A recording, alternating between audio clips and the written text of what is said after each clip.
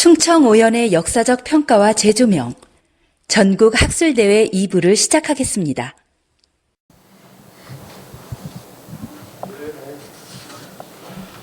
어, 2부 사회 겸 좌장이라고 할까요?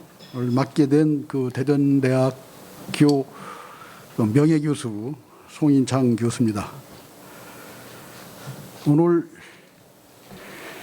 이런 자리를 마련해 준 초려문화재단 이사장님이신 이현우 교수님하고 또 공주시장 또 김정섭 시장님 학계를 대표해서 정말 고맙다는 말씀을 전해드리겠습니다.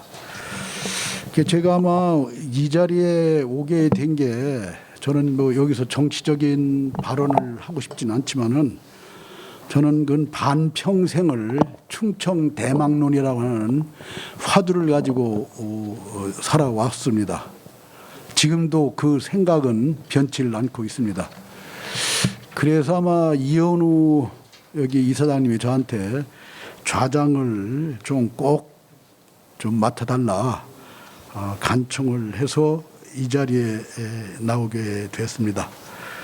그래서 일단은 여기서 좀 이 좌장이니 사회는 마치 비유컨대 선장과 같은 존재라고 저는 생각을 합니다. 그래서 배가 목적지에 안전하게 도착할 때까지 이 옆에서 잘 일을 해주는 것이 선장의 역할인 것처럼 오늘 이 학술대회가 소교의 성과 목적을 이룰 수 있도록 해주는 것이 이 좌장의 역할이 아닌가 저는 생각을 합니다. 그래서 원래는 여기에 보면은 발표하신 분이 20분이고 또 지정 토론하신 분이 각각 10분씩인데 아까 몇 분들하고 좀 제가 상의를 좀 해봤습니다.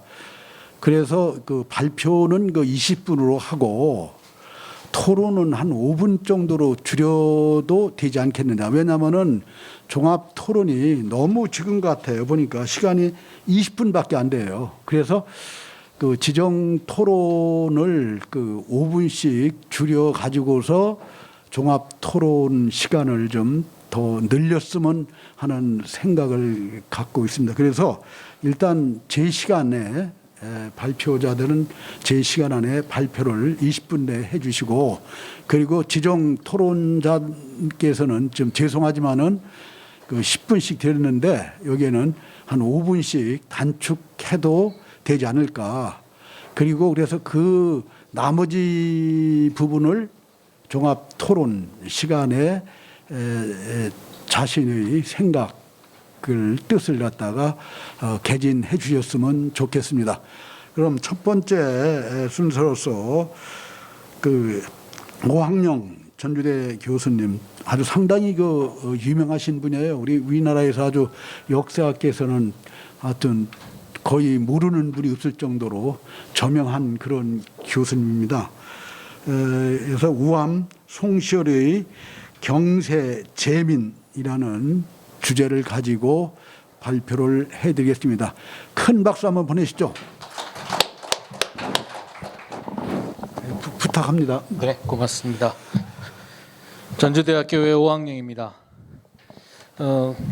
그동안 제 논고와 관련돼서는 계신 황희동 선생님이나 지도한 선생님, 김문준 선생님께서 좋은 논문들을 많이 만들어 주셨습니다. 그래서 제가 선생님들 논문을 많이 베꼈어요. 근데 베낀 부분은 반복해서 읽지 않고 주로 그 다음에 제가 생각한 거를 중심으로 해서 잘난 척을 한번 해보도록 하겠습니다. 그래서 지금 양이 좀 많은데 그거는 제가 이렇게 지나가면서 이렇게 말씀을 드리는 분만 보시면 20분 안에 충분히 마칠 수 있으리라 생각을 합니다. 우선 실제로 우암에 대한 연구가 많은 것 같지만 그래도 우암은 많은 편입니다. 특히 이 조선 중기의 인물들 연구를 막상 보면 거의 연구 안 돼 있습니다. 동춘당 오늘 하는 오연이라고 우리가 부르는 분들에 대한 연구조차도 변변한 박사 논문 하나가 있질 않습니다. 이렇게 된 이유가 현실적으로 있죠. 저는 그 우암을 보면서 제가 몇 가지 우암을 얘기하기에 앞서서 왜 이렇게 되었는가라는 상황 자체를 진단을 해야 앞으로 이 문제를 해결할 수 있는 길을 찾을 수 있을 것 같다고 생각을 합니다. 그리고 그것을 좀 명확하게 해놔야 앞으로 후배들이 이 문제를 이런 주제를 조선시대사를 대할 때 문제의식이 좀 달라질 것이다 생각을 합니다. 저는 요즘에 이제 조선시대나 조선왕조라는 표현보다 그냥 저는 조선 문명이라는 표현을 좀 쓰는 편입니다. 500년 왕조로 수렴되지 않고 단순히 우리가 알고 있는 하나의 나라로가 아닌 인민들이 살아오고 거기서 문화를 만들고 이렇게 해나갔던 새로 어떤 시대, 그거는 1392부터 1910년까지의 시기가 아니고 그 전후에서 어쩌면 지금까지도 남아있는 그 흔적들이라고 저는 생각을 하기 시작했습니다.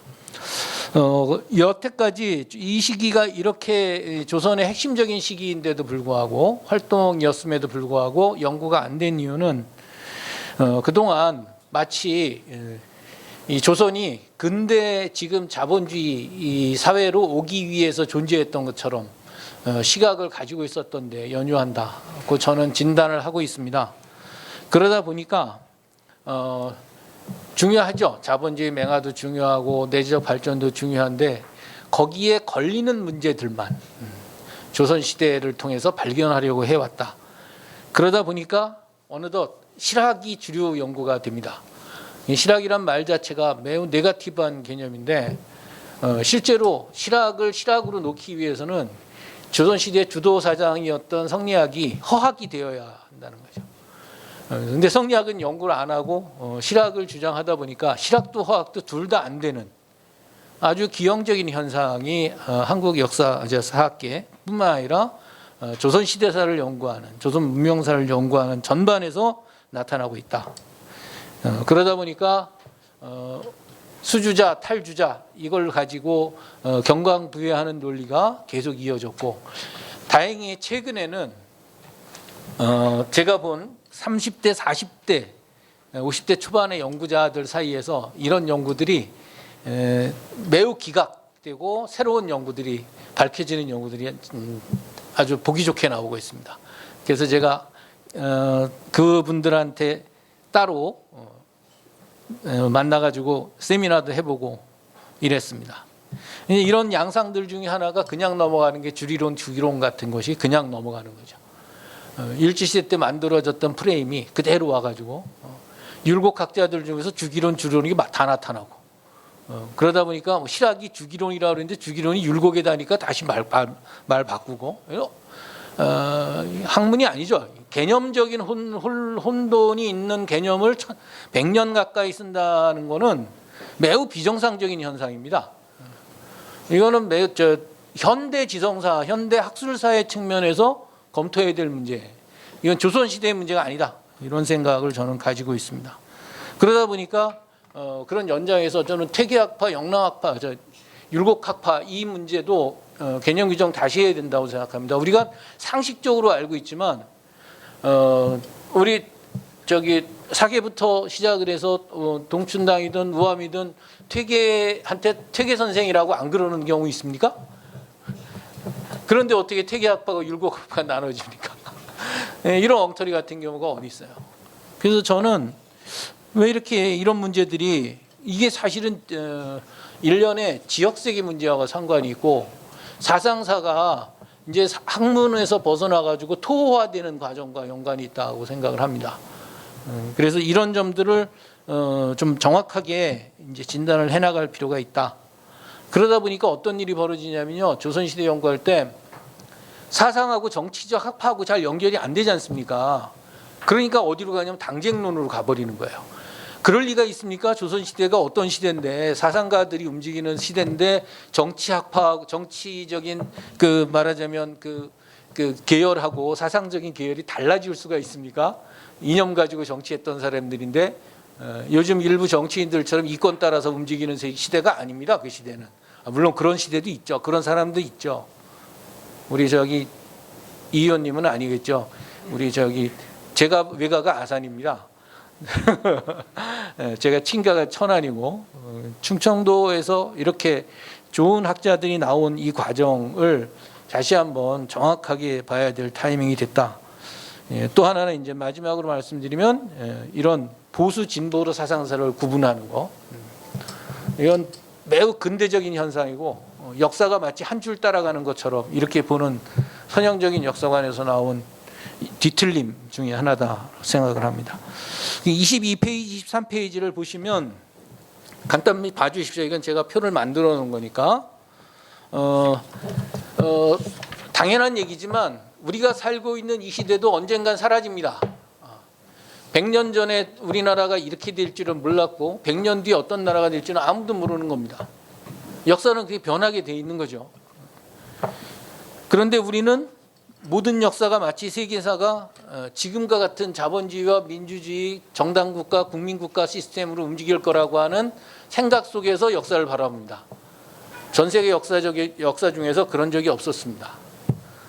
이게 근대주의 프레임이라고 저는 생각을 하는 거고 이 프레임 속에서 보는 한 조선시대는 제대로 보이지 않을 것이다 하는 것이 저의 예상이고 지금까지의 제가 확인한 검증 내용입니다. 이 바탕에서 우함을 봐야 이렇게 그러니까 말하자면 조선이 근대 사회로 오기 위해서 존재했던 사회가 아니라 조선이 고유한 문명을 가지고 있었던 사회였다. 그리고 그 문명의 성격은 오히려 근대에 저항하는 문명의 성격을 가진다라고 하는 관점에서 봐야 이 시대가 보일 거다라고 하는 것이 저의 전제입니다. 그래서 26페이지 본문을 세 가지로 나눴는데요. 하나는 공유 자산의 측면에서의 내수와 혁파론, 두 번째는 균등 세금으로서의 그 공납제 개혁론, 세 번째는 공정 사회로서 평등한 사회로서의 노비 혁파론하고 균형론을 다뤘습니다. 요약을 하면 이렇습니다. 이 공유자산 부분은 제가 최근에 좀 고민하고 있는 부분인데 맹자를 보면은 우리 잘 알고 있는 여민동지, 여민공지라고 하는 개념이 맹자에서부터 나옵니다. 이게 도대체 뭘까? 이 맹자에 보면 다른 건 이해가 갑니다. 음악을 같이 한다든지 동사를 같이 하다든지 정원을 같이 한다든지 다 이해가 가는데 여자를 같이 한다는 얘기가 나와요. 나는 여자를 좋아한다. 그러니까 그것도 백성들하고 같이 하면 됩니다. 그래서 처음에 제가 이게 뭔 말이지? 이해를 못했어요. 당연한 거죠. 젊은 사람들이 누구나 결혼할 수 있어야 된다는 뜻이었습니다. 내무 원녀 외무 강부 우리 저 시경에 나오는 거였나요? 그게 있지 않습니까? 때가 된 사람은 처녀는 짝을 찾을 수 있어요. 총각도 짝을 찾을 수 있었다. 때가 되면 그렇게 하면은 이게 바로 백성들과 함께 여자를 같이 좋아하는 것 그런 얘기를 하지 않습니까? 생각을 해보면 그것이야말로 사람들이 자기만이 어떤 가지고 있는 특권적 권리나 특권을 향유하는 것이 아니고 그런 정도의 최소한 인간적 삶의 조건들을 국민들과 백성들과 같이 하는 것이라고 하는 것이 맹자의 메시지였다는 생각을 하게 됩니다. 그런데 매우 흥미로운 것은 거기서 얘기하고 있었던 맹자가 생각하고 있었던 공유지에 대한 생각입니다. 원래 우리 어렸을 때 잘 아시지만 다들 경험해 보셨을 겁니다. 뒷산에 가가지고 토끼 잡아먹고 꿩 잡아먹고 다 했습니다. 그리고 심지어는 아니라 개천에 가면은 철렵이라고 그랬지 않습니까, 우리? 그러니까 마을 뒷산이 사람들이 이용하지 못하는 산이 되는 거는 매우 근대적인 현상 중에 하나입니다. 그게 1910년대 토지조사 사업을 진행하면서 이루어졌던 일이죠. 거기서 우리는 그 농경지만 자꾸 생각을 하는데 농경지의 10배 되는 공유지가 왕토라고 하는 이름으로 붙어있던 공유지가 총독부 소유가 되고 그 총독부 소유가 됐던 거를 마치 통족부 소유인 것처럼 불화를 했습니다. 20년대 30년대 실제 있었던 얘기입니다. 그래서 대한민국의 산림의 70%가 지금 사유화되어 있습니다. 이 숨겨진 역사 중에 하나인데 지금 여기서 얘기 드리는 내수사 혁파로는 조선시대의 산림천택이라고 불렀던 바다의 해수면 그 갯벌 우리 동네 뒤에 있는 만경강 혹은 저기 금강 그리고 저기 산에 있었던 저 성안목장 제가 살던 성안목장 앞에 있는 그 산 구릉 거기서 버섯 따먹고 꿩 잡아먹고 했던 일들이 그게 공유지였던 개념입니다. 근데 내수사는 뭐냐면 전시과 이제 관수관급제 같은 것들이 무너지고 난 다음에 그 녹봉제가 정확하게 정리가 안 된 상태에서 그거를 국왕이 임의로 궁방에다가 배분해 줍니다. 그런 땅들을. 그러면 거기를 이용하던 백성들이 못 이용하게 돼요. 그럼 삶이 곤궁해질 수밖에 없는 겁니다. 그러니까 그거 하지 말라는 거예요. 그러니까 이 문제는 뭐하고 붙은 거냐면 이 살인들이 바로 왕실하고 붙은 겁니다. 우리가 저기 상소문이나 이런 걸 차자를 보면 왕에 대한 충성심으로 넘쳐나고 근데 그분들의 언어를 그 상소문에 나오는 충성심으로만 봐서는 전혀 이해 안 된다. 중요한 거는 그 상소문을 통해서 관철하고자 했던 문제의식이 뭔가를 확인해 봐야 된다. 그래서 그분들의 언어를 보면 앞에서는 표면적으로는 충성인데 왕실이 백성들이 가지고 있는 공유지를 침탈해 가지 말라라고 하는 정확한 요구가 숨어가 있는 거기를 그걸 얘기하는 거죠. 그걸 왕 앞에서 당당하게 얘기를 하는 거죠. 부드러운 표현으로 한지. 저는 우암이 사약받은 가장 큰 이유가 우암 앞에는 문곡 김서왕이 사약을 받았습니다.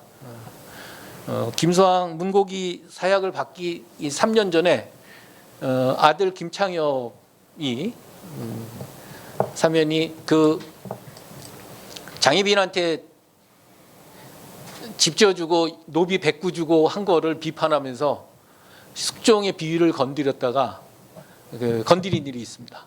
사관이 그걸 기억했다 나중에 써요. 문곡이 사약을 받을 때 아들이 3년 전에 한 일 때문에 아버지를 죽였다. 그러니까 왕과 신하의 관계, 특히 왕권이 가지고 있는 특권적 지위를 평등화하려고 하는 살인들, 우리가 다루고 있는 이 시기에 오현들이 살았던 시기, 우암을 비롯한 동춘당, 신암, 유계, 우리 초려 선생이나 다 이런 분들이 가지고 있었던 문제의식이 그거였던 거죠. 그러니까 사약받고 죽는 거죠. 안 그랬으면 사약받고 죽겠습니까? 요즘 지식인들 교수들 중에서 사약받고 죽는 사람이 있습니까? 없어요. 지금은 다들 잘 먹고 잘 살려고 하고 있기 때문에 죄송합니다. 저도 교수인데 이런 얘기해서 이런 문제들이 바로 이 내수사 혁파론과 걸려 있다는 문제를 여기서 제가 얘기를 드렸던 겁니다. 이 내수사 혁파는 결국은 못하죠. 왕정에서는 좀 불가능했다고 생각을 합니다. 그러나 이 문제를 끊임없이 제기함으로 인해서 그동안 내수사에 절수했던 토지와 그 밖의 그 특권적 그 재산들에 대해서 제재가 가해지고 규정이 생겨납니다. 그리고 그것이 적어도 조선이 망할 때까지 아까 말씀드린 것처럼 총독부가 망할 때까지 총독부에서 그거를 사유화해가지고 국유화해서 불화해버릴 때까지는 이 문제가 조선시대 내에서는 끊임없는 긴장관계를 형성합니다. 이 내수사 문제는 아마 뒤에 나올 선임들 발표에서도 끊임없이 나올 텐데 나오는 이유가 당연합니다. 너무나. 두 번째는 공납제 개혁론인데요. 이 문제도 그동안 참 오해가 많았던 신독제가 대놓고 반대했다 이 얘기부터 시작을 해가지고 말도 안 되는 소리들이 한 50년 넘게 학계에서 이제 지도한 선생님도 말씀하시고 그 최근엔 박사 논문들이 나와가지고 이제 그렇게는 더 이상 얘기 못하죠. 아니 사계가 대동법 문제 가지고 가장 정확한 문제점을 체크한 게 저 문집에 실려 있는데 저 아드님인 저게 신독체가 반대했다고 얘기를 하면 말이 되겠습니까? 정책 자체를 이해 못한 거죠. 그러니까 몰랐던 건 그때 당시에 분들이 아니고 우리가 몰랐던 거죠. 우리가 아니면 사심이 있었든지 역사를 볼 때. 그래서 이 공납제 개혁론이 끊임없이 근데 어디를 여기도 못 건드리냐면 진상을 못 건드려. 진상 아시죠? 우리 저 임금과 왕실한테 가는 이걸 끊임없이 요구합니다. 이걸 줄이려고. 나중에 이제 정조가 그 우암을 기억하면서 날아가는 저 기러기를 보고 우암이 선정이 생각난다 이런 얘기를 하는데 장단컨대 정조도 우암이 살아생전에 진상 줄이라고 했으면 정조도 안 줄였을 겁니다. 왕실과 관련된 거기 때문에 아마 우암 100년 뒤니까 그런 얘기를 했을 겁니다.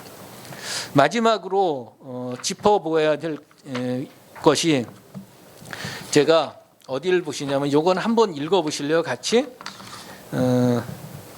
신역의 문제를와 함께 77페이지 한번 보십시오. 요 시를 77페이지에 있는 시인데요.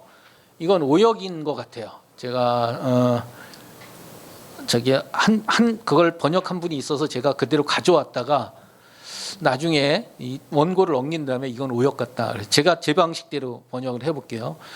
아동의 도비법은 우리나라의 동방의 노비법은 개벽 직무비, 개벽이 개국초가 아니고 이거는 역사 이래 이런 뜻으로 봐야 될 것 같습니다. 역사 이래 이런 경우가 없다. 100대 1000대를 이뤄도 이게 어떻게 왜 다른 이의 노비가 되냐. 이게 말이 세습한다는 게 말이 되냐 이 소리입니다. 귀천이의 형세가 강제로 정해지는 거다. 귀천이. 이건 변고다. 이건 천리에 어긋난다. 제가 한번 퀴즈를 냈습니다. 이 시가 누가 쓴 시일 거냐. 1번 태계 이황과 그 언저리뿐, 2번 우암 송시열과 그 언저리뿐, 3번 다산 정여공과 그 언저리뿐, 4번 저기 제 생각에 4번 빼도 됩니다. 답은 이 안에 있으니까. 다 아마 이거 고르라 그러면 실학종 뭐 이렇게 생각을 하셨을 거예요. 천만에입니다. 이거 서암 선생 그 제자였던 병계 시에 나오는 얘기입니다. 너무 재밌지 않습니까? 그래서 제가 이거 중앙일보에 이번에 썼습니다. 중앙일보에 매달 칼럼을 쓰고 있는데 이거 일본에 이거 가지고 잘 써서 먹었습니다. 이렇습니다. 이게 바로 율곡부터 시작을 해가지고 요게 병계가 이 말을 썼을 때는 영조 7년에 노비종모법이 실현이 안 됐을 때예요. 그게 계속 좌절합니다. 현종 때 우암하고 동춘당하고 해서 해놨다가 경신 대출 예송 논쟁 2차 예송 때 귀양 가면서 다시 원위치되고 그다음에 또 기사사와 장희빈이 왕비 될 때요. 되면서 다시 또 부활했던 게 다시 없어지고 이래가지고 영조 7년에 1731년에 노비 그러니까 아내가 양녀면 잘 따라가지고 아내가 되는 거, 양인이 되는 정책이에요. 이게 그 전기하고 다른 겁니다. 종모법이 전기의 종모법은 어머니 따라서 노비가 되는 거고 후기의 종모법은 이 과정을 거치면서는 저기가 양인이 되는 거예요. 양인 숫자가 늘어나는 겁니다. 점차적으로. 이런 베이스에서 점차 순조 때 가면 공노비 하고 조선 말에 가면은 이제 노비 없애는 방향으로 가는 거거든요. 조선이 이 흐름 속에서. 그러니까 이런 걸 대변해주는 지식층이 있는 거죠. 사림이라는. 당연히 반대합니다. 우리 잘 아는 요즘에 서울대 교수였던 이용훈 교수 같은 경우에는 6륜이 됐다. 주인과 노예 사이에 노예의 윤리를 5륜에다 더했다. 천만의 말씀이다. 조선은 끝까지 6륜을 거부하는 거죠. 주인과 노비는 3강 5륜의 5륜이 아니라는 거예요. 그건 없어야 된다는 걸로 방향을 잡은 겁니다. 그 엄연한 자료를 놓고 그렇게 조선 시대가 마치 노비제가 엄청 저기한 것처럼 이렇게 설명을 하는 건 매우 잘못된 겁니다. 그것도 뭔가 사심이 있는 거죠. 왜 그렇게 되셨나 모르겠어요. 제가 예전에 공부 잘해가지고 좋아했던 선배인데 큰일 났습니다. 이제 뭐 그건 그분 인생이니까 제 인생 상관없고요. 마지막으로 정리만 하겠습니다. 1분만 더 주시면 됩니다. 이런 문제들을 보면서 그분들이 했던 이분들이 했던 고민들을 끊임없이 우리가 정확하게 사료에 입각해서 점검을 먼저 해나가는 것이 순서다. 그러나 안타깝게도 이걸 해온 분들이 많지는 않습니다. 예전에 우리 충청도에서 그 사문학회를 중심으로 해서 선임들 해오시고 아까 말씀드렸던 몇 분 선임들하고 연구들이 많이 안 돼 있는데 이제 늘어날 겁니다. 점점 늘어날 수밖에 없을 거고 그래야 이 나라가 제대로 된 전통 내지는 기반 위에서 움직여 나갈 수 있을 것이다는 생각을 갖게 됩니다. 다름 아니고 지금 아까 제가 한국 사회의 문제점이나 이런 부분들도 이분들이 가지고 있던 생각을 그대로 당연히 역사는 가져올 수 없습니다. 역사는 동일하게 반복되는 적이 없습니다. 그러나 그 문제의식들을 천천히 보면 고등 문명의 가장 큰 힘은 그 사회를 어떻게 통합해 나가느냐. 고등 문명이라고 하는 건 우수한 문명이라고 선진적인 문명이 가지고 있는 가장 큰 특징은 그 사회의 사람들이 서로 반목하지 않고 계급적으로 나뉘지 않고 서로 악착같이 뜯어먹고 하는 지배적 질서를 완화시켜 나가는 방향으로 흘러갔습니다. 그래서 윗사람들이 많이 버는 사람들은 세금 더 내고 그렇죠? 그렇죠? 이게 기본적인 대학이나 우리가 배웠던 중용에서의 기본적인 상식 아닙니까? 한국 사회가 그렇게 가기 위해선 우리가 알고 있는 경전뿐만 아니라 그 경전을 실제 조선 문명에서 실현하고 움직여 나갔던 이런 사상가들을 끊임없이 한번 되새겨보고 학습하자는 뜻으로 제 발표를 마치도록 하겠습니다. 고맙습니다.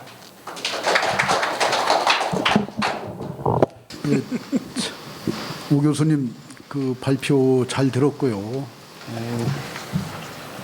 우암에 대한 어떤 새로운 시각을 던져주는 또 어떻게 보면 많은 문제점을 제기해주는 좋은 논문이었던 것 같습니다.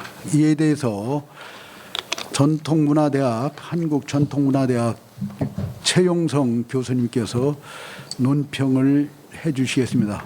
논평 시간은 좀 한 5분 정도로 이렇게 줄여주셨으면 고맙겠습니다. 예, 방금 소개받은 최영성입니다. 5분 안에 뭐 마칠 수 있을 것 같습니다. 예. 제가 말씀드린 거는 7가지를 적었는데요. 여기에는 제 소감, 제가 느낀 바가 있고요. 질문사항이 있고 그러니까 굳이 뭐 7가지를 다 말씀 안 해주셔도 됩니다. 편하신 대로 해주시면 좋겠습니다. 우암에 대해서는 아직도 부정적인 시각이 거치지 않고 있는데 오늘 그 논문에서 그런 그동안 기득권층의 대변자로 낙인 찍혀왔던 이 우암을 다시 보려는 시도를 해주신 우리 오 교수님의 그 장문의 글 아주 글 읽고 많이 배웠습니다. 감사합니다. 첫 번째는요. 이 아주 그냥 굉장히 배심 있는 글입니다. 350매 정도 되는데 이걸 논평 쓰느라고 읽는데도 한 3일 정도 걸리더라고요. 이걸 끝에 가서 조금 요약 정리를 해줬더라면 읽는 사람이 굉장히 편하지 않았을까 그런 생각을 했고요. 예. 그다음에 이제 그다음에는 제 1장에서 조선 사상사 연구에 대한 반성을 시도했는데 이것만 떼도 사실 논문 한 편이 됩니다. 따로 떼서 논문을 하나 내셨으면 좋겠다는 생각이 들었습니다. 제 생각으로는 한 가지도 버릴 대목이 없었습니다. 다만 종래 연구 방법이랄까 관점, 시각 등에 대한 비판이 너무 선명합니다.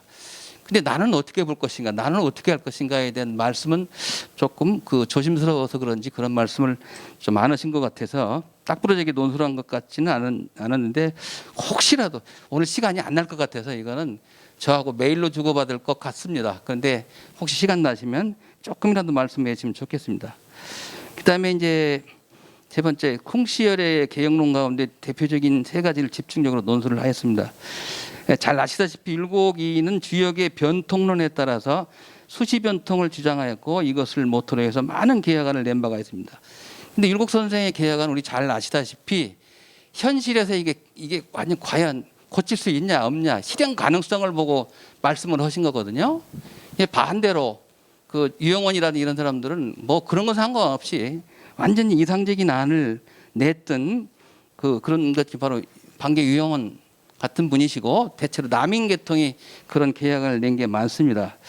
그래서 논의를 펼 적에 이렇게 종본적 계약 아니냐 종사적 계약 아니냐 완전 이상적인 안을 내는 거냐 아니면 현실적으로 계약이 가능하냐 안 하냐 이런 걸 따져가면서 한 계획이냐 이런 것들을 조금 논의를 처음에 해줬더라면 조금 슬슬 잘 풀리지 않았을까 하는 생각이 들었습니다. 그다음에 이제 굉장히 그 송시열의 계획안 가운데 노양처 정모법이라고 하는 거 굉장히 중요하다 한 말씀을 하셨는데 저는 이제 송시열의 독창적인 주장은 아니라고 생각합니다. 크게 세 가지를 들으셨는데 이런 것들은 다 율곡 이가 앞서서 주장했던 것이기도 합니다. 그렇다면 이 송우함한테만 사상사적 의의를 부여하기는 곤란하지 않을까 그런 생각이 들었습니다. 물론 정도 차이는 있죠. 부여한다면 뭐가 어떻게 다른지 어떤 의의가 있는지 이렇게 잘 드러나야 될 줄로 압니다. 송우함은 대단한 사람이죠. 정치적 비중이 큰 사람이죠. 그렇기 때문에 정책으로 옮겨서 법제화하는데 유리했으리라는 건 누구나 다 짐작하는 사안 아닙니까? 그래서 이제 그런 점들을 고려해 가지고 말씀을 해주셨더라면 좋겠고요.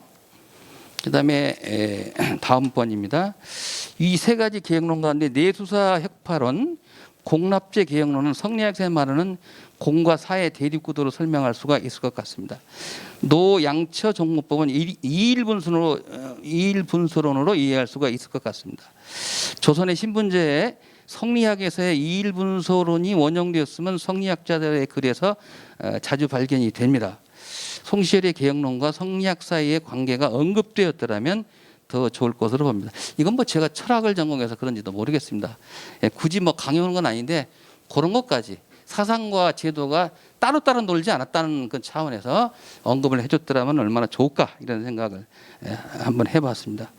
그다음에 저는 이제 양처 종목고 같은 신분제 개혁 논의를 평등 세상을 위한 제도와 사상이라 이렇게 말씀을 하셨습니다.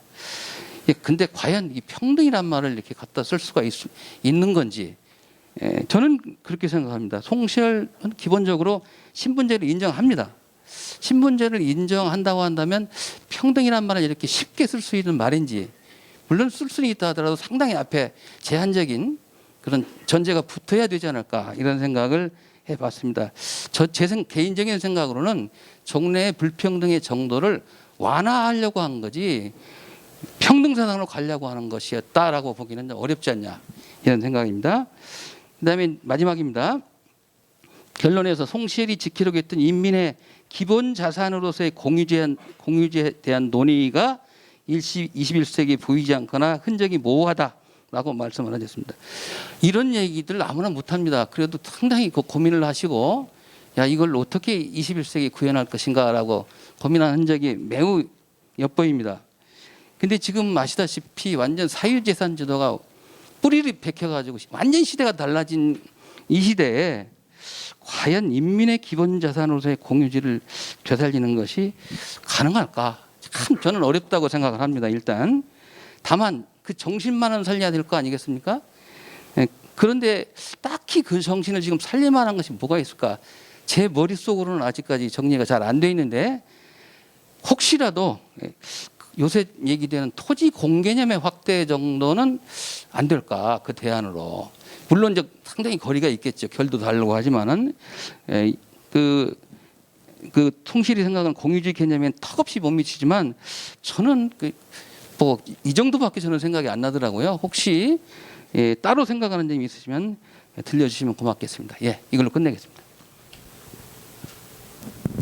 역시 좀 5분 지키기가 상당히 좀 힘든 것 같습니다. 하여튼 시간을 더 줬으면 좋았을 텐데 죄송합니다. 이에 대한 답변은 이따 종합 토론 시간에 하는 걸로 하죠. 이어서 모건대학의 유용한 교수님께서 논평을 해주시겠습니다. 보니까 아이고 발표문 논평문이 굉장히 많은데 양이 그냥 그 5분 정도로 좀 제한해 주시기 바랍니다. 분량이 많은 거는 이사장님께서 분량은 정식이라서 그러다 보니까 중요한 사항이 했습니다만 보시다시피 발표문을 요약 정리하고 뒷부분에 일부 질문사항을 넣었습니다. 오늘 자리에 앉아서 이야기를 들으면서 감회가 상당히 개인적으로는 새로웠습니다. 제가 작년까지 대전시에서 아홉 올해 승직을 했는데 2003년도라고 기억합니다. 호소년의 학술대회를 처음 제가 계획을 해가지고 시작을 해서 지금까지 끌고 보고 있는데 이러한 학술대가 그 당시만 해도 영남이 경북 일교문화권 개발이라는 데에 제가 개인적으로 열을 받아가지고 왜 충청도는 가만히 있는가. 그래서 개인적으로 좀 기획을 해가지고 시장님한테 결심을 받아갖고 2003년도부터 호소면 학술대회를 시작을 해왔던 바가 있습니다. 이후 박물관에 가서는 지속적으로 충청의 그 명연들에 대한 재조명과 아울러서 한국의 명가라는 이름으로 여러 그 특별전 행사를 해왔습니다. 그래서 오늘 사실 이 충청 오연 이 5분도 다 호소명연 저희 학술대에서 한 번씩 다 다뤘던 분들이기 때문에 다른 분들보다 상당히 그에 대한 그 감회가 깊습니다. 오늘 그 오항정 교수님이 굉장히 궁금했습니다. 제가 그 중앙일보에 그 오항정의 조선 문명으로 읽다라는 그 칼럼을 제가 잘 보거든요. 그래서 이분이 누굴까? 사실 제가 좀 미련해가지고 오 교수님을 몰라 뵀습니다. 그래서 오늘 이 자리에 와서 이렇게 뵙고 또 발표를 들으니까 역시 기대에 부응했던 그러한 분인 것 같습니다. 보신 분들도 다 아시겠습니다만은 조선시대를 비교적 대중들이 쉽게 이해하게끔 글을 써주시고 특히나 우리 지역의 그 우함을 비롯해서 우리 지역 인물들을 자주 등장시키면서 긍정적인 그 부분 측면에서 많이 이렇게 글을 써주신 거에 대해서 감사하다는 말씀을 드립니다. 제가 뭐 굳이 이 논평할 주제는 아닙니다. 다만 그 지정 토론자라는 입장이기 때문에 몇 가지 그 질문사항을 첨부를 했는데 또 제가 갖는 궁금증이 앞에 또 최 교수님이 또 대부분 말씀을 해주셨어요. 그럼에도 불구하고 제가 지금 드린 그 4가지 질문 가운데 5가지인데 2가지만 더 한번 더 다시 한번 부탁을 드리겠습니다. 첫 번째는 그 본문을 살펴보면은 그 율곡이 주장한 지 100년 만인 그 1669년 1월 그 노양처 종무법이 법제화되었다가 환국에 따라 폐지와 회복의 반복 끝에 기사왕국 때 회복되지 못하고 영조대 신임사화 이후에야 논의가 시작되었다고 했습니다. 그리고 논의의 결말은 서술되어 있지 않은데 어떻게 되었는지 좀 궁금하다는 말씀과 궁방이 내수사를 끼고 바로 이 공유지인 산림천택을 사유화하기 시작했던 것이다. 궁중과 내수사 결국 왕실경제의 문제였다. 내수사가 왕실경비를 관리하면서 별도의 독립기구로 권한을 확대해가자 17세기 내내 내수사협파는 개혁론의 중심에 서 있었다라고 말씀하셨습니다. 이러한 문제는 발표자가 지적하였듯이 맹자에도 언급되고 일제시대를 지나 오늘날까지 계속되는 문제라고 생각합니다. 그렇다면 오늘날 이 공유지와 같은 공공재제의 문제는 어떻게 풀어나가야 된다고 보는지 그 견해를 말씀을 해주셨으면 좋겠습니다. 한 가지 덧붙여서 제가 오늘 좀 돌발적인 질문을 한번 드려볼까 합니다. 사전 토론문에는 없는 거기 때문에 당초 이 학술대회가 국회에서 이 프레스센터로 장소가 변경되었습니다. 하지만 서울이고 지금 현재 대선 경선이 치열한 시국이니만큼 시사성 있는 질문이라고 생각을 해서 말씀을 드려봅니다. 다양한 평가가 있지만 부정적으로 당쟁의 화신이라 불리는 만큼 붕당식이 치열하게 사셨던 우함께서 지금과 같이 여야가 극렬하게 대립된 상황을 보셨다면 어떤 생각을 가지셨을지 궁금합니다. 물론 시대와 상황이 다른 만큼 적절한 질문은 아니기에 누구보다 송자를 깊이 천착하신 오학령 교수님께서 붕당식이 혹 기억에 남는 경세가 우함의 현명한 처신 사례가 있다면 말씀해 주시면 고맙겠습니다. 물론 적절하지 않은 질문이라면 이 질문에 대한 것은 답변을 안 하셔도 좋습니다. 이상입니다. 어떤 좀 분위기를 좀 바꾼 입장에서 지금 우리 이 교수님이 질문하신 그건 한번 좀 돌발적인 질문은 그냥 돌발적으로 답변을 해주시기 바랍니다. 저는 우함이면 낙향했을 것 같습니다. 저기 실제로 우함이 끊임없이 저 하양동으로 내려가고 회덕으로 내려가잖아요. 그 흔히들 종종 현종 때 이어서 숙종 때도 우함이 상당히 정치적 영향력을 조정해서 행사한 걸로 생각들을 하는데 실제로는 늘 불안했지 않습니까? 그 우리 읽어보면 전체적인 인생 자체가 그래서 불안하니까 그냥 내려가잖아요. 그런 일 생기면 그렇잖아요. 여기 숙종 때 저 귀양 풀려나서도 예송에서 오래라는 게 저기 저 씻긴 게 아니었지 않습니까? 그죠? 오래라는 걸 놔두고 그냥 저 귀향에서 풀어진 거기 때문에 명성황후가 그러긴 했지만 저 같으면 저는 우함이라면 지금 상황이면 낙향해서 공부했을 거라고 생각합니다. 그랬을까요? 혹시 여기 저 김문준 교수 우함 전공하시는 김문준 교수님 간단하게 한 1분 정도만 거기에 대한 얘기를 해주시면 어떨까요?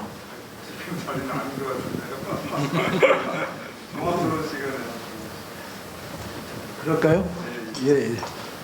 그럼 이것으로서 첫 번째 주제 발표와 지정 토론을 마치기로 하겠습니다. 이어서 두 번째 주제 발표로 들어가겠습니다.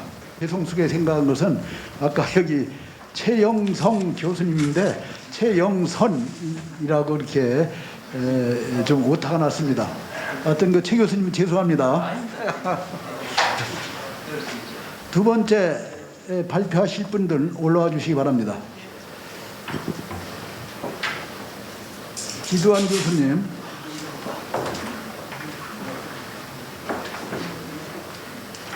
그리고 김경수 교수님, 그리고 김경찬 선생님 준비해 주시고, 그리고 아까 말씀드린 것처럼 좀 죄송합니다.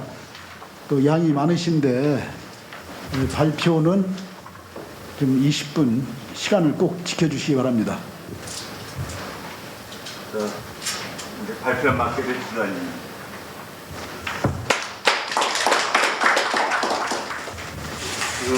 다행히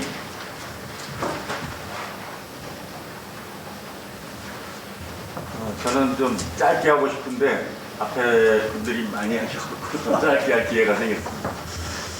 그리고 지금 충청 오연에 대해서는 한 거의 20년 이상 한 것 같습니다. 그리고 앞에 충청 오연 5분이 논의해서 개혁론을 제시하셨어요.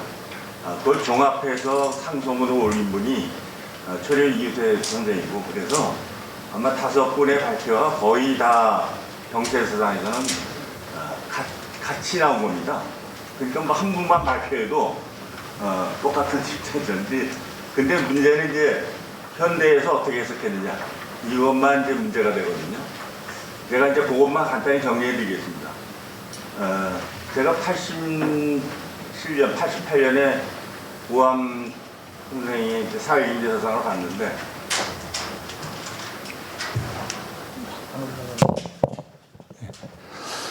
저도 깜짝 놀랐어요. 남인이 개혁파고 노론이 보수 반동이다. 이게 교과서에 그냥 중학교 교과서부터 뭐 개설서까지 천편일률적이었어요. 그래서 우암 송시열이 조선 왕조를 망친 원흉이다. 이렇게 써져 있었어요. 근데 제가 그걸 갖다 87년에 실록을 다 보면서 어떻게 이렇게 실록에 나와 있는 얘기를 정반대로 학계가 연구해 놓고 그걸 갖다 지금까지 끌고 있는가. 근데 그때 논문을 썼는데도 지금 제가 87년이니까 지금 보면은 30년이 지났는데도 똑같아요. 교과서가. 그래서 이제 오늘 발표는 간단합니다. 충청오연의 역사적 평가를 재조명해야 된다. 충청오연이 조선 후기에서 가장 개혁파였어요. 거기에 5분이 토의해서 낸 겁니다. 그 노비 문제에서 노비를 풀어줘야 된다. 아까 그게 이제 양처 종목법이고 대동법 정전제를 반대했다는데 정전제를 정기에는 전세에서만 10분의 1세로 하려고 그랬어요. 세종대왕이. 근데 조선 후기에는 곡물 문제가 가장 심각하기 때문에 곡물, 전세, 군역까지 합해서 10분의 1세로 만드느라고 그렇게 노력한 게 아까 공납제 개혁론입니다. 그래서 그러자니 왕실이 차지하고 있는 재정을 국가재정으로 돌려야 돼요. 그래서 그걸 갖다가 이제 내수와 혁파돈으로 주장하는데 거기에 이제 제일 앞장섰던 분이 동신당 송중길 선생이 제일 앞장섰어요. 왜냐하면 제가 이제 가계에서 얘기했지만은 사계 김장생의 제자들이에요. 율곡 사계로 이어지는 제자들. 그래서 율곡 선생이 얘기했던 개혁론을 이 5분이 철저히 시행하는 게 기본이죠. 그리고 또 동춘당 같으면 사계 김장생의 이 외당수, 그러니까 어머니가 김은희 광상입시의 어머니니까 아주 가까운 인척이죠. 그래서 뭐 일찍부터 가까웠고, 그다음에 제가 또 하나 이제 이걸 계속 연구하면서 나온 건데 현종비의 외조부가 송국택이에요. 근데 숙종비 인현왕후의 외조부가 송중길이에요. 근데 이 두 분이 10촌 한 10살 차이가 나서 10촌간이라서 진짜 가까울까 이런 생각을 했는데, 아니 현종비 송국택 선생이 송중길 동춘당 송중길 아버님한테 어렸을 때 배웠어요. 그래서 한 집에서 10살 어린 송중길 송시열하고 양송하고 송국택이 같이 공부를 하고 같이 지도를 했기 때문에 김상용의 외손녀 효종비가 효종 때 척화파에 김상용이 척화파니까 그 효종비가 그걸 갖다 주도해줬고, 그런데 현종비 때는 마찬가지로 현종 때는 현종비 송국태, 그 다음에 이제 인현왕후 숙종비의 외조부, 이래서 세 분이 그걸 끌고 가는 동안에 병자호론의 치유를 다 하고 그 개혁이 진행됐지 않았나 하는 생각이 있어서 요번에 가계 학풍에 그게 좀 빠졌었어요. 효종비하고 숙종비 외조부인데 그중에 현종비 외조부가 이분들하고 어떤 관계였을까? 청원 김상원하고 척화파하고 양송하고 어떤 관계였을까? 이거를 이제 밝혀야 되는데 제가 그걸 모르다가 이제 어떻게 대전에서 발표하면서 그걸 알게 됐어요. 이번에 이제 그거를 첨가시켜서 그래서 개혁이 이어졌다. 그래서 그 개혁이라는 건 율곡 선생이 얘기했던 대동법 개혁, 그다음에 균역법, 양반호 포론에서 이어진 균역법이고, 그다음에 내수와 혁파고, 노비 양처 노비 어머니가 노비 저 양인이면 아버지가 노비래도 양인이 되는 법. 그러면 노비가 다 없어져요. 그래서 노비를 가진 사람은 이거 주장하는 사람 꼭 죽여야 돼요. 그래서 우암이 돌아가신 것 같아요. 예? 노비가 다 없어지는데 안 죽일 리가 있겠어요? 심각한 문제인데. 그래서 이 정도 개혁을 주장했던 개혁을 뭐 개량적이라니 이런 얘기를 하는 건 정말 목숨 걸고 하는 거예요. 예. 그래서 우암 선생님 돌아가셨고 김서왕, 문곡 김서왕도 영의정까지 했는데 죽었고 그 아들도 신임사 때 죽었고 경종대 신임사 때 죽었고 이렇게 영상급 정수급 분들이 개혁을 갖다 주도해 왔기 때문에 조선왕조가 조선 후기가 굉장히 훌륭했다. 근데 조선 후기 제가 이제 그다음 얘기를 하셔야 돼. 여기 왕조 정치 심학인데 제가 조선성리학 얘기를 이제 처음에 주자성리학을 좀 이해해 갖고 우리나라화 된 건가 이렇게 생각했어요. 근데 그게 아니고 중국에서는 주자성리학은 이학이에요, 이학. 심학까지 못 갔어요.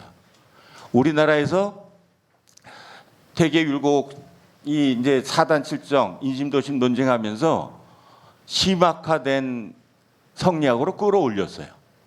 중국에서는 양명학으로 끌어올리려다가 못하고 망해버렸는데 우리나라에서는 퇴계가 심학을 거의 완성하고 율곡이 완벽하게 정리하는 바람에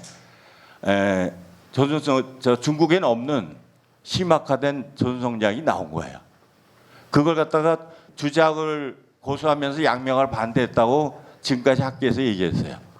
제가 그걸 갖다가 다시 연구해보고 조선성리학이 뭘까 연구해보고 깜짝 놀랐어요. 그게 90년, 2000년까지도 계속되고 아직도 그렇게 생각하고 있어요. 그래서 이제 그러면 조선성리학이 세계 최고 수준의 철학이에요. 근대 이전에는 주자성리학이 세계 최고 수준의 철학이었기 때문에 중국 문화가 세계 최고 수준이 됐는데 이걸 갖다 한 단계 더 끌어올린 조선왕조의 조선성리학은 조선 후기의 영종적 문해부흥기를 만드는 세계 최고 수준의 문화를 만드는 철학을 가진 거예요. 이걸 갖다가 지금까지 공부도 안 하고 연구도 안 하고 매도를 했어요. 네? 그게 학계가 뭐 하고 있었는지 모르겠어요. 제가 그걸 갖다 2000년에 내와서 알면서 아니 지금 학계는 뭐 하고 있나 이런 생각을 하고 대전에 와서 계속 발표를 하고 충청오연을 다시 주목해야 된다고 우리 한교훈 선생하고 계속 20년이나 가까이 학술대회를 했는데 그래도 안 변해요. 이제 오늘 여기 충청오연 발표가 서울에서 열리는 걸 보고 너무 기쁩니다. 이은희 이사장님 너무 감사합니다. 공주시장님한테도 감사드리고. 자 그래서 이제 율곡이 만들어놓은 퇴계율곡이 만들어놓은 조선성리학을 이 정치, 경제, 사회, 문화 전반에 다 포함시켜 갖고 정치, 경제, 사회, 문화를 전부 네 분야에서 전부 그 나라를 갖다 변화시킨 거예요. 그래서 그 성리 철학을 배운 300년 동안 배운 우리나라 사람은 나라에 충성하고 부모한테 효도하고 그게 문화국가죠. 최고 문화국가. 그걸 갖다 지금까지 매도했다는 게 제가 좀 너무 한심하다는 생각이 들어서 그래서 이제 제가 그 북벌 할 때도 우선 의리부터 얘기해야 된다. 나라에 충성한 사람부터 잘했다 그래야 된다. 그 사람들을 숭고하게 여겨야 된다. 그 다음에 양민을 해야 돼요. 피폐해진 땅에 병자호란을 겪었으니까 얼마나 피폐해지겠어요. 그 양민을 한 다음에 그 다음에 북벌을 해야 돼요. 양병을 해서. 이게 이 당시 성리학 세대의 기본인데 그러면 지금도 마찬가지일 것 같아요.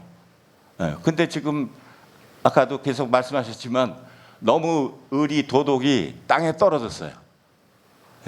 그 땅에 떨어졌는데 그걸 이끌어가는 우암 송지열, 동주당 송중길, 충청 저 초려 이후태 이런 충청 오용 같은 분이 지금도 나와야 되지 않는가. 그러려면 철학을 좀 알아야죠. 그냥 철학을 모르는 상태에서 그게 됩니까? 생각이 없는데 그러면 매일 이제 싸움만 하죠. 그래서 제가 이제 그거를 그 왕도 정치 그걸 갖다 옛날에 이제 왕도 정치를 했어요. 왕도 정치, 패도 정치를 하면 안 됩니다. 뭐든지 순리대로 해야지 억지로 하려고 그러면 그러면 문제가 생기죠. 억지로. 근데 억지로 왜 하냐면 이치를 모르면 철학이 없으면 그냥 억지로 해요. 그때. 그래서 저 요새 정치하는 분들 정치하는 거 보면 억지로 해요. 억지로.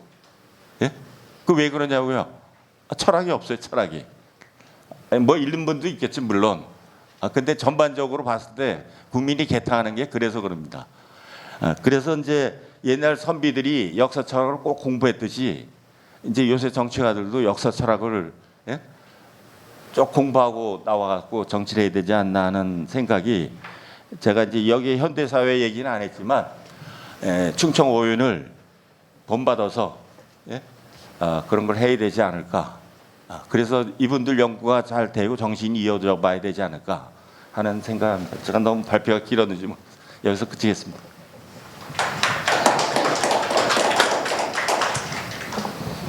지도한 교수님 고맙습니다.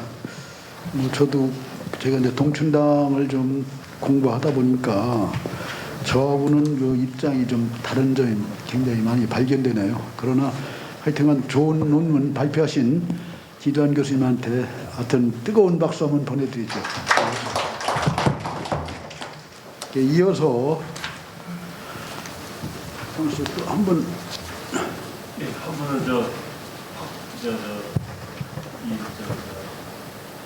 코로나 때문에 참석을 그래요. 그 두 분 발표로 돼 있는데 그 한 분은 김경찬 선생님은 아마 지금 코로나 문제 때문에 오늘 여기 서울에 오시지 못한 것 같습니다. 대신 시간을 좀 우리 김경수 교수님께 그냥 넉넉하게 드리겠습니다. 예, 안녕하십니까. 김경수입니다. 저도 아까 똑같은 경우인데요. 우리 이사장님이 토론문을 10쪽을 달라고 그래가지고 10쪽을 어떻게 만드냐고 했다가 억지로 뒤에 붙였습니다. 제가 지도한 선생님 책은 워낙 많이 봐서 오늘 뭐 발제문도 전혀 거리 지울 게 하나도 없습니다. 조선시대 정치사 1, 2, 3도 다 워낙 꼼꼼하게 정리하셨고 역대 대왕 친인척은 또 시리즈로 다 돼 있어가지고 오늘 발제문도 그런 측면에서 참 이해가 참 잘 됐습니다. 제가 그 앞에 그 축사하셨던 내용 중에 우리 이사장님하고 국회의원께서 강조했던 얘기가 그 유교의 현재화라고 하는 문제를 얘기를 하셨습니다.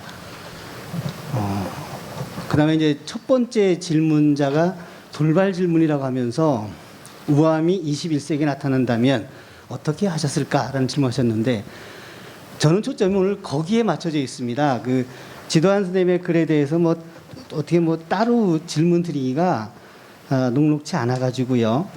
147페이지의 맨 밑에 문단인데요. 오늘 세미나의 대주제가 충청 오연의 경세사상과 현대적 의미. 그래서 충청 오연의 경세사상이 현대사회에 확산될 수 있는 방안의 모색이 무엇보다 중요하다고 생각합니다. 단순히 과거의 사상사 및 정치사를 바탕으로 한 경세사상의 이해로 그친다면 오늘 우리에게 직접적으로 느낌이 오지 않을 것이기 때문입니다.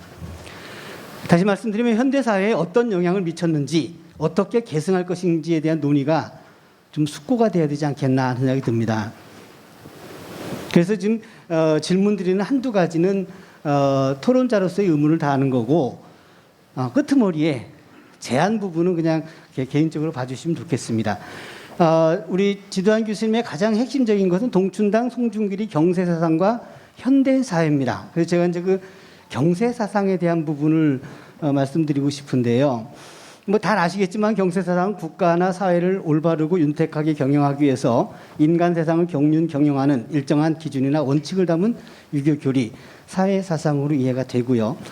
그럼 먼저 쭉 설명을 드리고 이제 나머지 그다음 149페이지 보시면 이 발제문에서는 경세사상의 정의에 대한 근거를 해서 동춘당의 경세사상을 아주 요령 있게 잘 정리가 되어 있습니다. 그렇다고 한다면 경세사상이라고 한다면 당시 세상을 좀 올바르고 일반 백성들도 잘 사는 곳으로 끌고 가려고 하는 의도가 아닐까.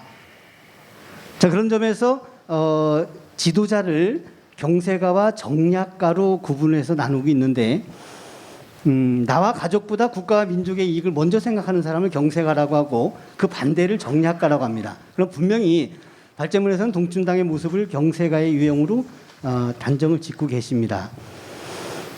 그런데 조선 중기 이후 당쟁이 격화되었던 시기에 활동했던 모든 정치가들은 스스로 경세가라고 자처하지 않았을까요? 지금 우리가 역사적 평가를 통해서 경세가와 정략가를 구분하여 평가하려고 했지만 당대인들은 모두 자신의 활동이 가장 옳은 태도라고 강조했을 것입니다. 그러다 보니까 서로 다투고 싸우고 유배도 가고 사약도 받고 오늘 현재 우리나라 정치 현실과 다르지 않다고 보는데 아이고 선생님이 답변이 됐을지 모르겠습니다. 두 번째 이제 발제문에 보면 조선 성리학에 입각한 정치사상 3대 왕도정치, 경연정치, 선양민, 후양병, 균역법, 대동법, 내수사역파 등 다양한 정책을 주장을 통해서 동춘당의 경세상을 설명하고 계십니다. 물론 아까 발표하실 때도 이 5분이 다 아울러서 똑같습니다 라는 말씀을 주셨는데 혹시 차별점은 찾을 수 있는지요? 라는 말씀을 드리겠습니다. 두 번째 크게 척신정치 견제라고 하는 측면을 본문에서 말씀을 주셨습니다. 지공무사한 왕도정치의 실현은 훈척을 배제하고 살림정치를 실현해 가는 것이라고 했는데 동춘당 본인도 인현왕후의 외조부로서 척신에 해당되는데 이건 어떻게 이해를 해야 되는지요? 하는 부분이고요. 세 번째는 필요 없는 질문이고요. 네 번째의 첫 번째 문장만 제가 보겠습니다. 오늘의 대주제인 충청 오연의 경세사상과 현대적 의미는 연구자들만, 우리만, 이 자리에 계신 분들만 향유할 것이 아니라 우리 사회 전반에 확산되어야 된다고 생각합니다. 그래서 추모를 넘어서 체득할 수 있는 방안에 적극적인 모색이 필요하다는 생각입니다. 충청 오연의 사상과 그들이 추구하고자 했던 정책 노선을 현재화하는 것이 필요하다는 생각이고 이런 점에서 뒤에 길게 쓸데없는 말을 좀 붙여봤습니다. 이거 질문 아니고요. 그냥 보시라는 거고 지도한 선생님 좋은 글 읽을 수 있는 기회를 주셔서 대단히 감사합니다. 이상입니다.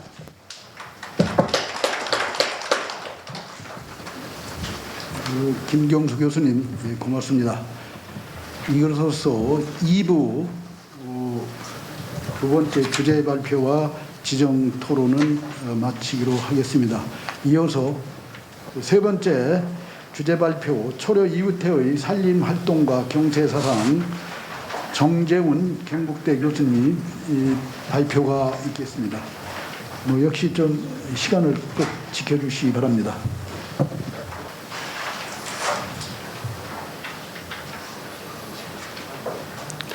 예, 방금 소개받은 정재훈입니다.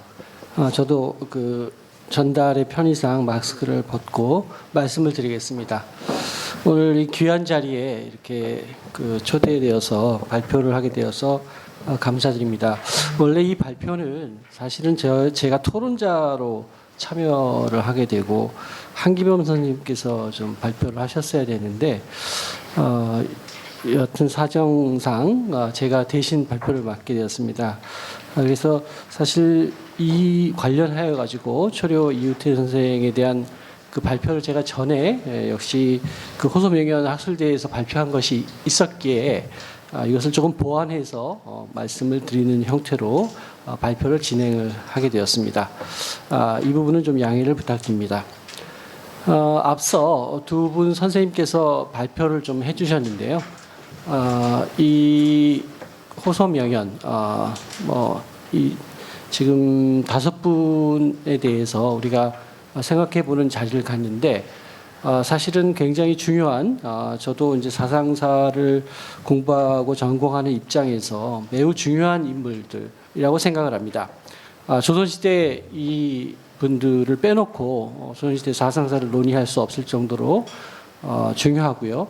또 아까 왕 선생님은 이제 문명사적인 관점까지 얘기를 하셨는데 바로 조선이 조선답게 되는 바로 근거가 되는 어떤 인물들 그리고 그분들의 어떤 생각이 아니었는가 생각이 듭니다. 그 중에서 오늘 제가 그 발표를 맡은 초려 이유태 선생의 경우는 바로 그 지다 선생님도 지적을 하셨지만 이 앞선 그 경세론을 그 종합을 한 어떻게 보면 종합판을 제시했다고 볼 수 있는 그런 내용을 말씀하신 분입니다. 그래서 이것을 중심으로 당시의 문제가 뭐였는가라고 하는 부분들을 간단히 살펴보도록 하겠습니다. 우선 그 발표문을 이제 중심으로 하되 이 발표문의 내용이 좀 많고 상세한 것은 다 소개해드릴 수가 없습니다. 그래서 대강 중요한 부분을 제가 건너뛰면서 말씀을 드리고 상세한 것은 또 나중에 참고를 하시면 될 것 같습니다. 초려 이유태 선생은 이제 조선 중기를 살았던 우리가 명명할 때 대표적인 살림학자 이렇게 기존의 연구에서도 정의를 내렸습니다.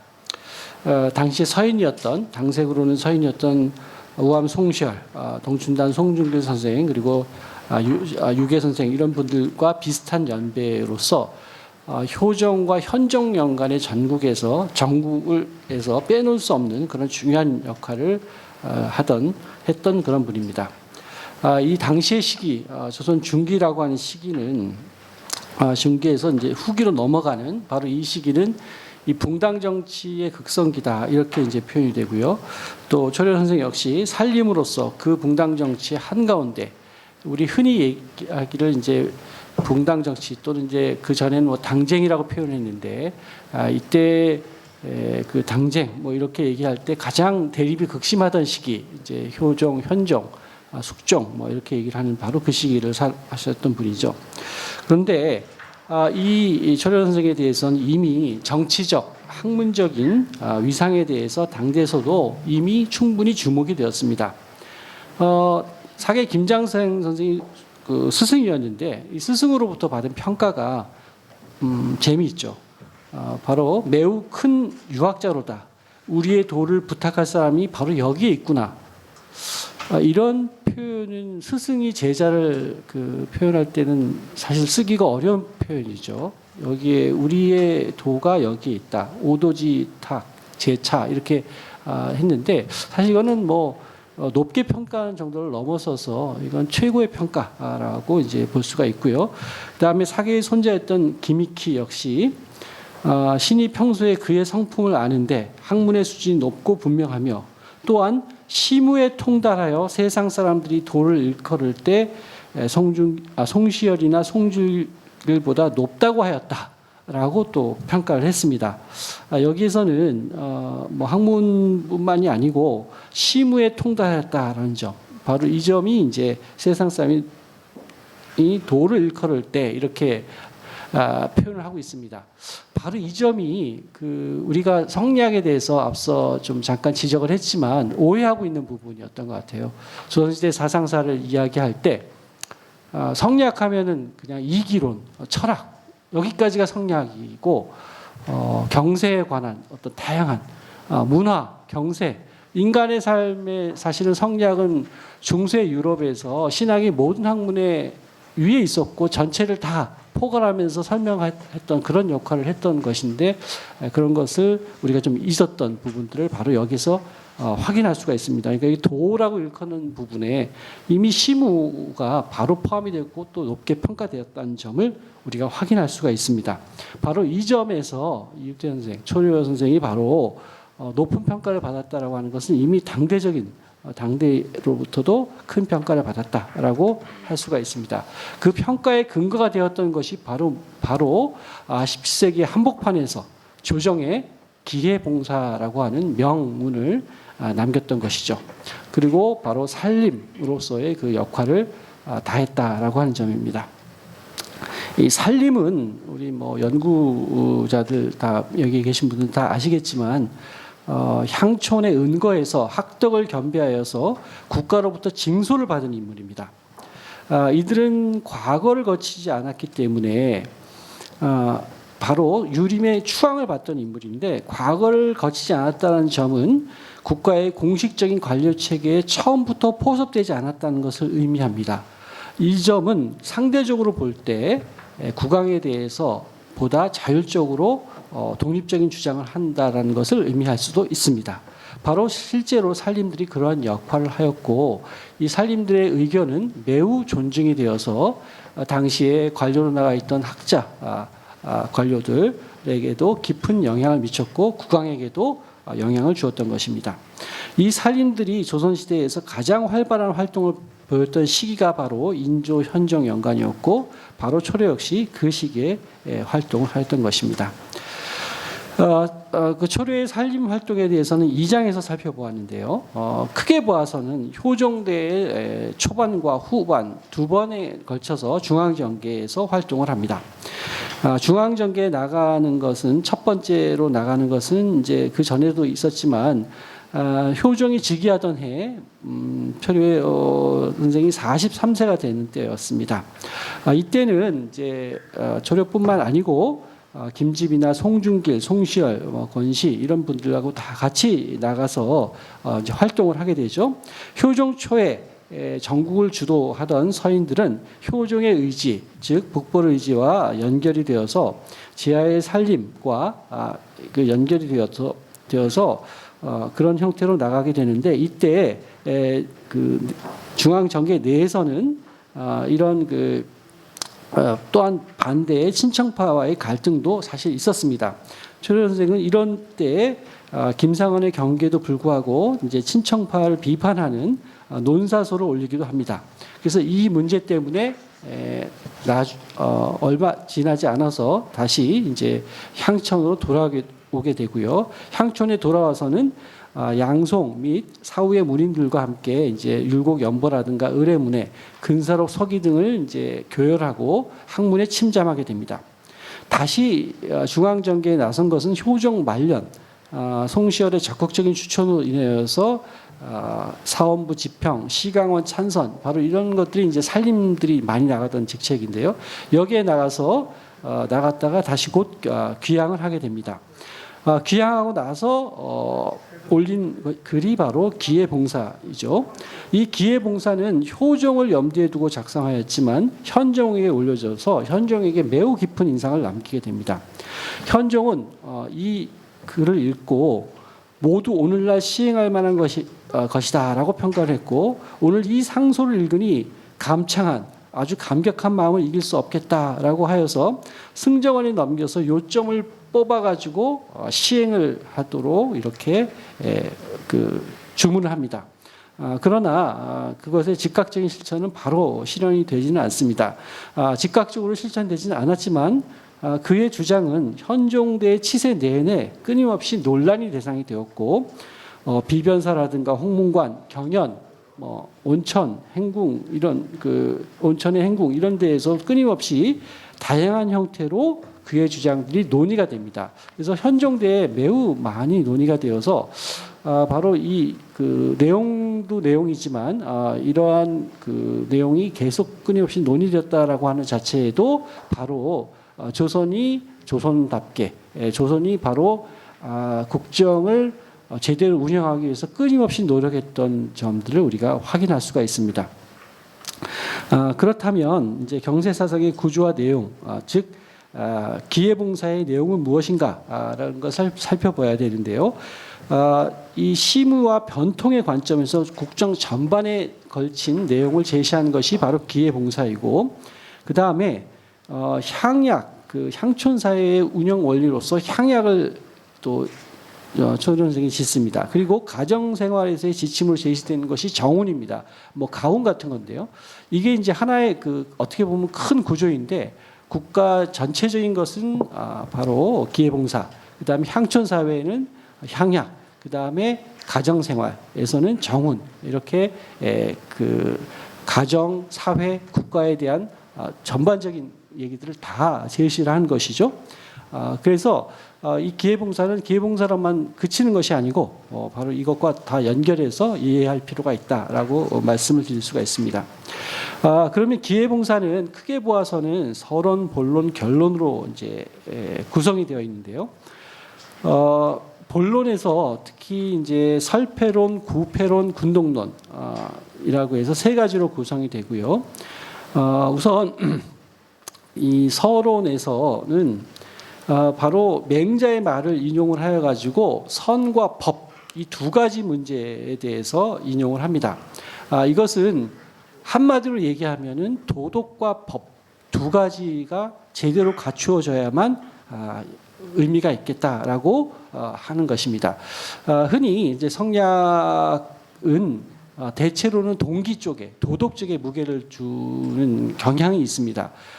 그러나 초려 선생의 경우는 그 선뿐만 아니라 법에 대해서도 충분히 주목을 하였다는 점이 또 특징적으로 보여지고 있고요. 그다음 본론의 첫 번째에서 설패로도 여러 가지 이제 폐단에 대해서 한 7가지로 지적을 하고 있고 그것을 하나하나 그 구체적으로 문제가 되는 점을 지적하고 있고요. 구패론에서는 이제 폐단을 구제하는 것에서는 3강 16조목으로 구성을 하고 있습니다. 그래서 이 3강 하고 16조목은 구체적인 것은 이제 그 내용을 참조하시면 되겠는데요.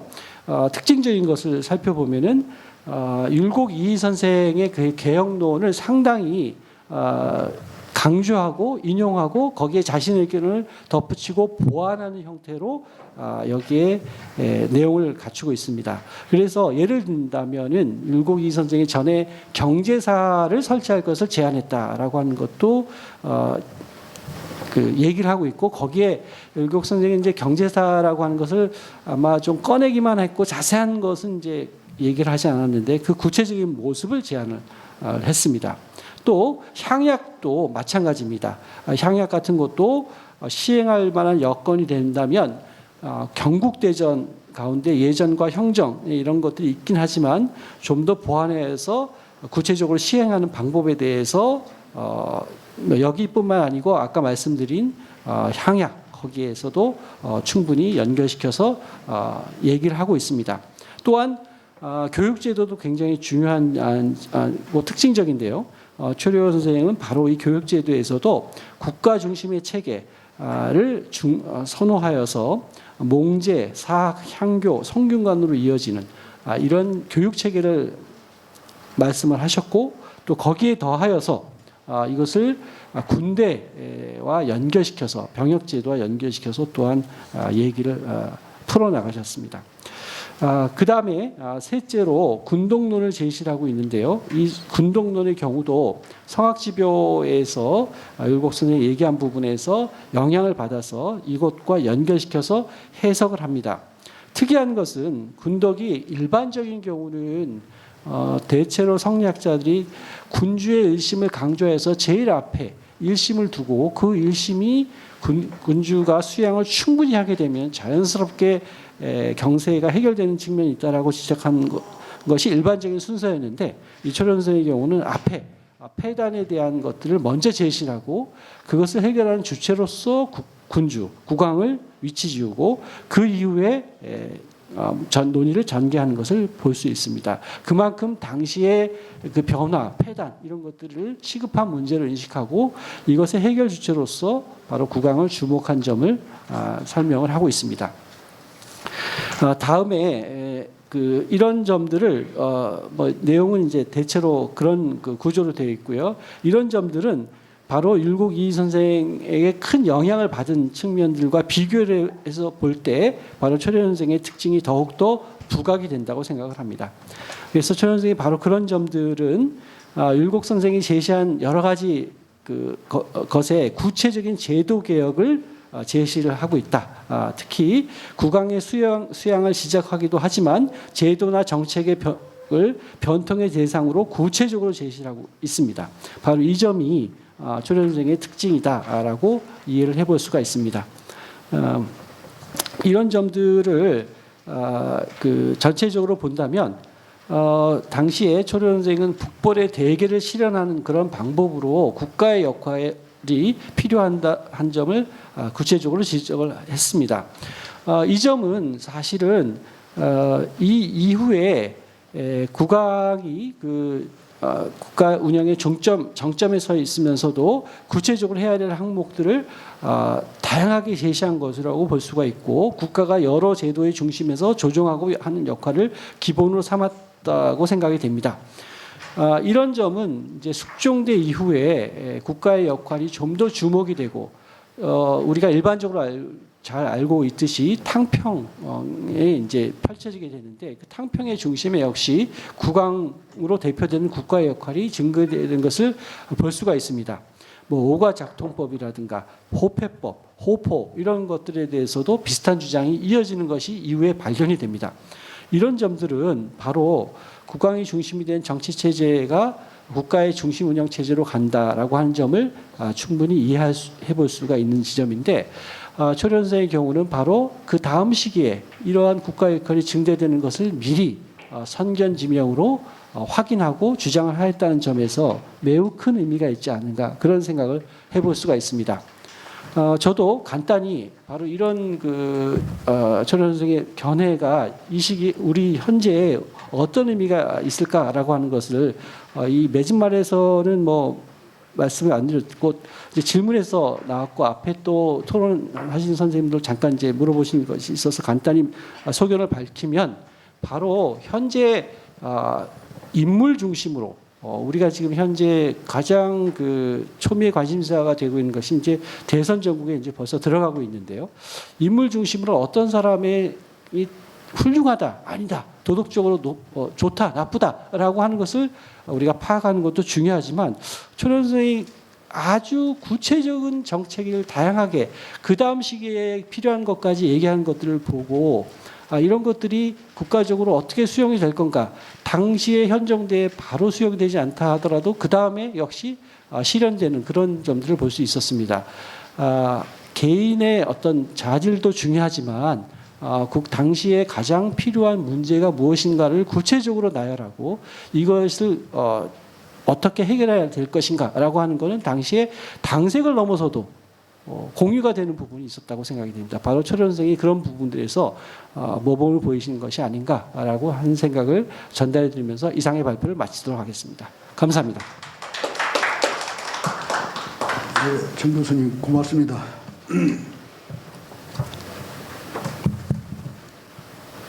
정재훈 교수님의 초려 이후태의 살림 활동과 경세 사상에 대해서 한남대 명예교수이신 한기범 교수님과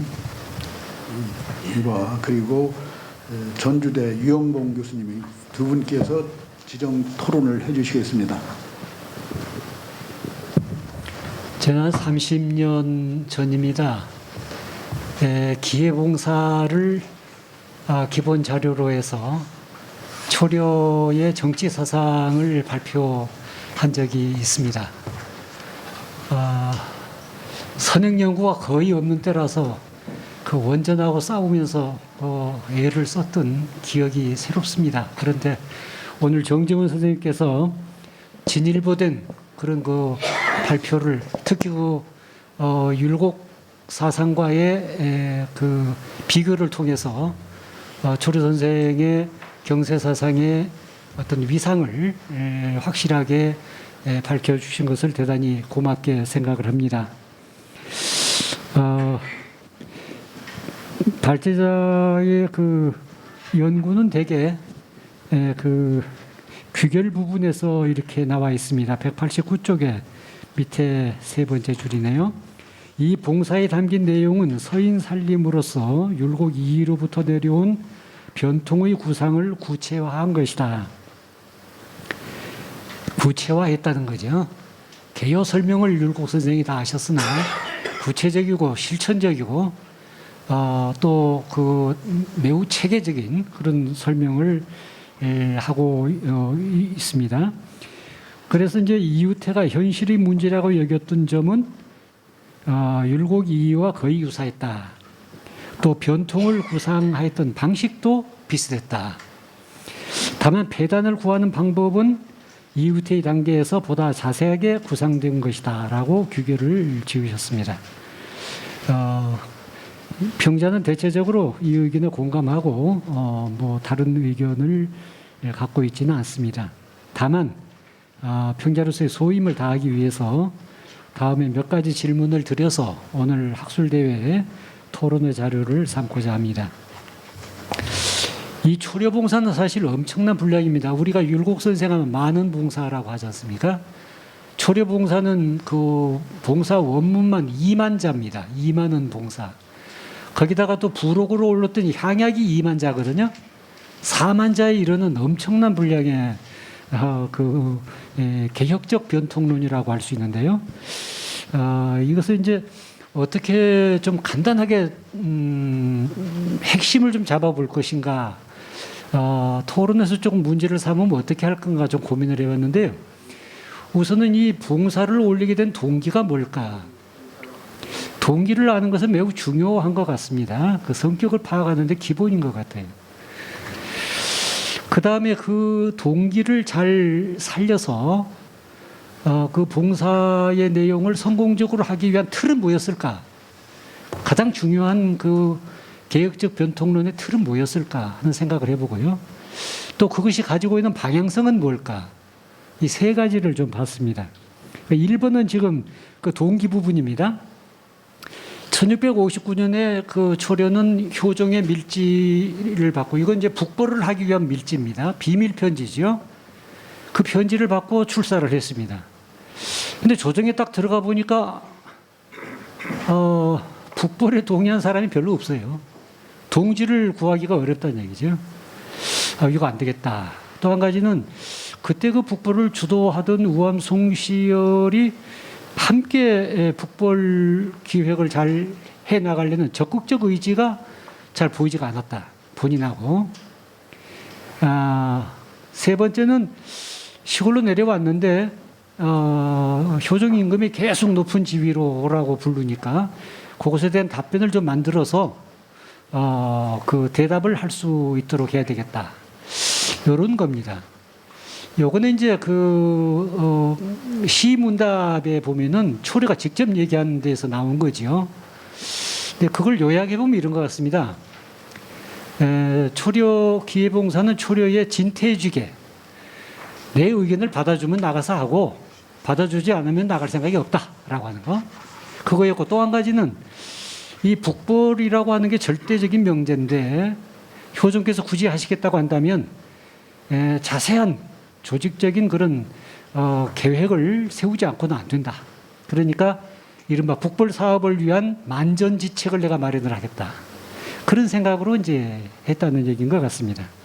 근데 발제자께서 이제 그걸 지적을 하신 부분 중에서 그 우암 송시열이 자신과 더불어서 국사를 논하려는 의지가 없는 것 같았다라는 점, 이건 우리가 이제 어떻게 해석할 것인가라고 하는 것은 조금 융통성 있게 봐야 되지 않을까 하는 점이 이제 생각할 점입니다. 발제자는 여기 저 뒤에 보면은 초려의 개봉사는 개인의 의견이지만 그러나 이것은 사실은 그를 포함한 산당의 당론적 성격을 갖는다라는 그런 얘기를 했거든요. 그러면 이제 송시열, 송중길, 이후퇴 이분들이 산당의 주역인데 송시열과 뜻이 안 맞았다면 산당의 의견이라고 말하기가 어렵다라고 하는 그런 점이 나올 수 있기 때문에 요거에 대한 해석을 좀 다시 한번 해볼 필요가 있다라는 걸 이제 제기하고 싶습니다. 예를 들면 그 동시에 있었던 같은 시기에 있었던 예송을 보면은 철저히 공조하거든요. 철저히 공조해요. 서인 공조에서 송시열, 이후퇴 이 결합 관계는 매우 철저합니다.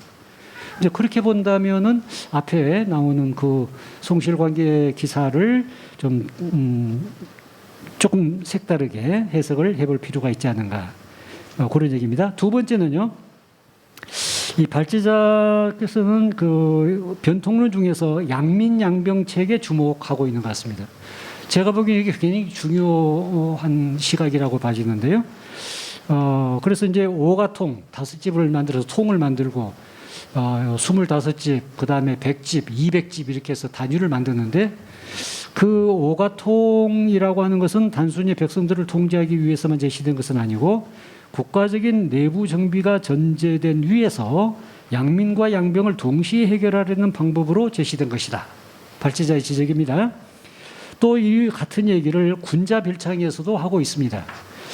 그러니까 이제 특수세 같은 것들을 다 걷어가지고 모은 게 이제 바로 이제 군자별창인데, 이 군자별창도 역시 양민과 양병을 동시에 해결하려고 하던 것이다. 이렇게 지적을 하고 있습니다. 근데 이제 이게 사실은 양민, 양병 하는 것은 대립적 요소를 갖거든요. 우암이 효종하고 만나서 악대설화를 할 때 독대입니다. 그럴 때에 효종이 질문하죠. 경은 말하기를 항상 양민과 양병이 대립되는 거라고 얘기를 하는데 그렇다면 그걸 좀 극복할 방법은 없는가? 대안을 제시해라. 이렇게 얘기를 하죠. 근데 그거에 대한 대안을 사실은 만들기가 쉽지가 않습니다. 근데 제가 보기에는 초려가 그 대안을 잘 냈다. 그게 뭡니까? 바로 몽제라고 하는 학교를 만들고 여기에서 양반 평민 구분하지 말고 전부 다 들어라 몽제. 그러면 이제 사실 양반 신문 좀 사라져 가는 거죠. 똑같이 자격 제한 없이 시험 보자. 그래가지고 학교 가면 향교나 사학으로 지나가고 합격 못한 사람은 5위로 군대를 다 가는 걸로 이렇게 정리하는 거거든요. 그리고 이거는 군자별창이라는 경제적인 그 보완 조처까지도 하고요. 그래서 제가 보기에 이거는 초려의 법고 창신적인 양민 양병 병진책이다. 그런 생각이 좀 드는데 그 발제자는 어떠신지 의견을 주시기 바랍니다. 이제 하나 마지막 문제는요. 그 변통론의 방향이 뭘까? 많은 제안을 합니다만은 그 방향이 보편지향적 성향을 갖는 것으로 생각이 됩니다. 발제자가 잘 지적을 하시는데요. 지세와 공납 특산물이죠. 공납을 구분하지 말고 11세제로만 걷자. 대동법으로 가자는 거죠. 근데 뒷날에 보면 대동법이 이제 일반화되잖아요. 그러니까 발제자가 지적하시기를 이 뒷시대에 이게 일반화된 걸 보니까 초려의 주장은 시대를 앞선 것이다. 이렇게 지적을 잘 해주시고 있습니다. 그런 류의 것들이 많이 있습니다. 지금 192쪽에 보시면은 그 거두는 포의 기준을 딱 정해가지고 다 평등을 유지하게 하자. 그리고 인대동이라고 얘기를 했죠. 그 다음에 이제 왕실 내수사의 면세전 이거 없애도록 하자. 또 필요한 것이 있으면 계획을 짜가지고 시장에 가서 사서 쓰게 하자.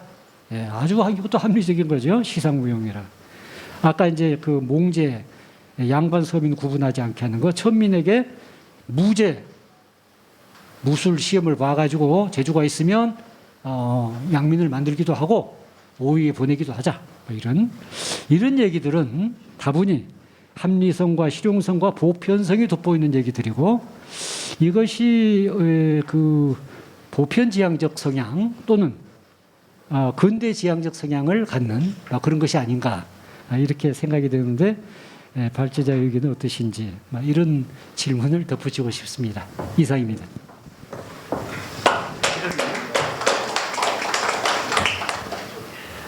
이어서 유용봉 전주대 교수님께서